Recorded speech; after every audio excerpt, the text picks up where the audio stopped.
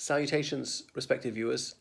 This is George from Ireland, and in this video I'm going to explain why Mr. Benjamin Shapiro ought to dislike Israel. So Israel was largely founded by socialist Zionists, so that's a bad start. Damnosa hereditas, as he might think. And it's been ruled by the Labour Party for almost half its life. Likud, which is the main right-wing party in Israel, has gone along with many of these semi-socialist policies. And Likud has often been in coalition. Well, it's impossible to govern Israel with anything other than a coalition. And it's often found itself in bed with the Shas party, which is the religious right. And might seem ironic from an American point of view, but Shas often demanded very large welfare payments to its vote bank because it's a caucus for ultra-Orthodox Jewish people. So Israel's got the sort of things that would make Mr. Shapiro spit blood, like universal healthcare. Shocking. And it's a legal right, even worse. It's not a right, I can hear Mr. Shapiro saying, it's a commodity. Compulsory insurance for those who are not indigent. There are several different insurance schemes they can purchase, but they have to pick one. It sounds awfully like the Patient Protection and Affordable Care Act. Sorry, I said it the wrong way around. The Affordable Care and Patient Protection Act, aka Obamacare, which Mr. Shapiro has anathematized. It gets worse. These schemes pay for abortion, and Israel's got quite a liberal legal system in relation to abortion. Incidentally, I find abortion deeply unpalatable. You can see my videos on that. So I don't think Mr. Shapiro is talking twaddle on everything. I sometimes find my views are in accordance with his. So Israel has a higher number of doctors per capita than the United States. You would have thought that this semi-socialist healthcare system would be cataclysmic, certainly according to Mr. Shapiro's way of thinking. Couldn't possibly deliver better outcomes. Israeli healthcare has got universality and it's got affordability, I would argue, and quality. And Mr. Shapiro said you can have two of those three, you can't have all three. That's why people from abroad fly to Israel for healthcare. Obviously, they have to pay if they come as health tourists. So welfare in general is the kind of thing that Mr. Shapiro thinks is deeply immoral, is corrosive society. Now, sometimes he's right, but that's not the subject of this video. It's whether he ought to loathe Israel and lambast it, or to excoriate Israel for enacting the sort of policies that Mr. Shapiro had found utterly unacceptable in the United States. And who is on welfare in Israel? Quite often it's Orthodox Jews, or more than that, really ultra-Orthodox Jews, if we can distinguish Haredim, Lubavitch people, and so on. And Mr. Shapiro incessantly reminds us that he is a Jewish gentleman and he is sincere about practicing his faith. He's very active in it. A lot of people are nominally Jewish, secular. They might see it as an ethnic or cultural thing, but not really practice the faith, practice it selectively. But Mr. Shapiro is not like that, takes it exceedingly seriously. So he said that Orthodox Jewish people, such as himself, usually vote Republican, whereas the liberal or reform Jewish people in the United States tend to plump for the Democrats.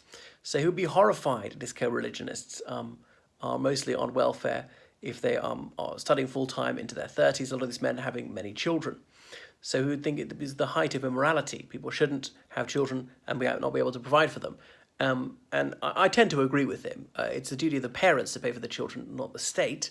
I'm not totally against child benefit. And funding study, well, because a lot of these very religious Jewish gentlemen are in full-time theological study well into middle age. They're welfare kings, or they're very seldom welfare queens, actually, doing this. So he ought to denounce them as the scum of the earth because he thinks it's irresponsible and he shouldn't have to pay for their life choices.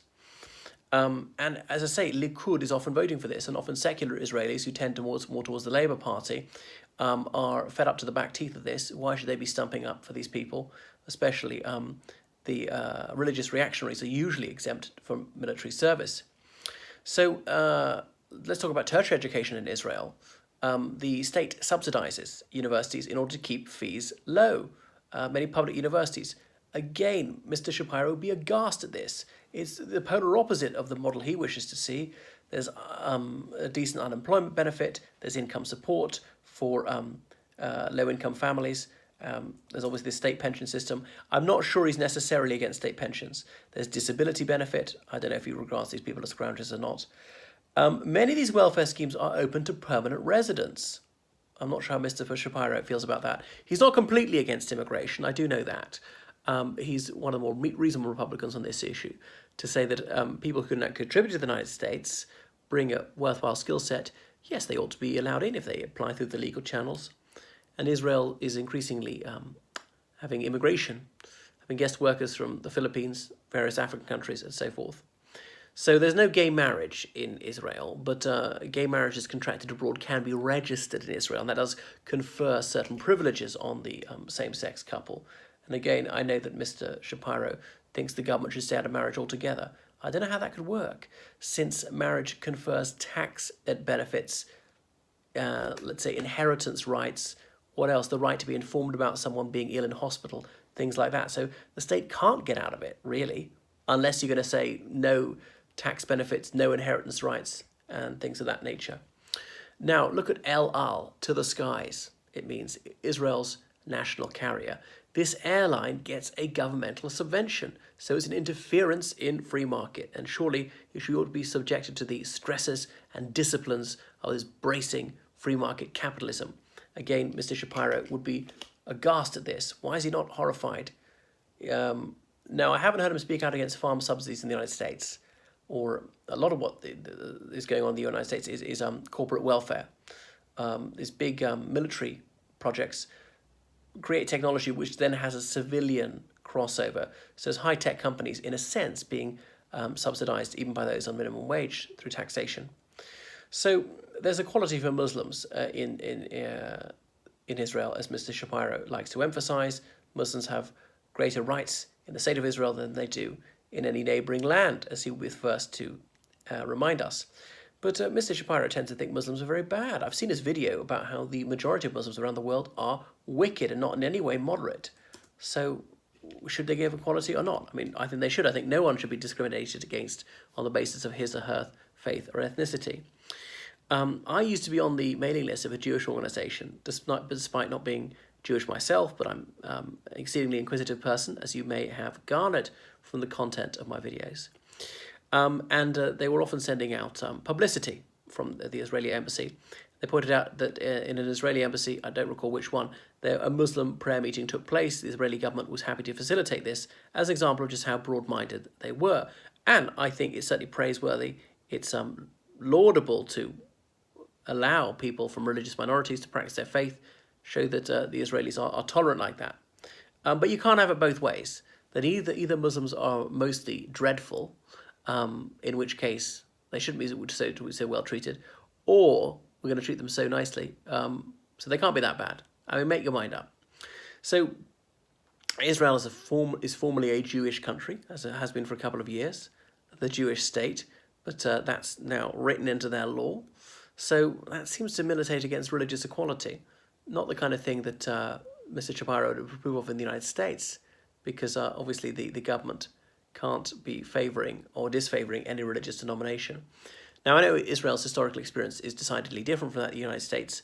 It's a safe haven for a certain ethno-religious group that was viciously persecuted in many lands and came quite close to being wiped out in the 1940s. So I don't think that Mr. Shapiro should say Israel shouldn't exist, and I don't say that as well. And I've gone out of my way to say that Israel ought to be applauded for some of the moral things it does and how it treats its citizens. But I think Mr. Shapiro, for the sake of consistency, should not be only advocating for Israel in relation to the Palestinians, but pointing out how, in many ways, he must be bitterly disappointed with Israel and is really not living out his vision of a free or a happy society. I think Israel ought to pay more attention to what the United Nations has to say, since Israel was created under the auspices of the United Nations. The Soviet Union, a communist country, obviously being a permanent member of the UN Security Council, voted for Israel to come into existence. Stalin ordered that to happen. Now, obviously, it wasn't just the Soviet Union; it was the other countries on the UN Security Council at the time. So if communism is so wicked, surely that wouldn't have happened. Surely they wouldn't have agreed to Zionism. But there we are. So this is my take on why Mr. Shapiro ought to castigate Israel. And I don't think Israel's domestic policies are that bad, certainly on welfare. Some ways I think it's a bit too tax and spend, a bit too regulated, but not dreadful. I suppose I'd rather have that than the polar opposite, than huge poverty and suffering.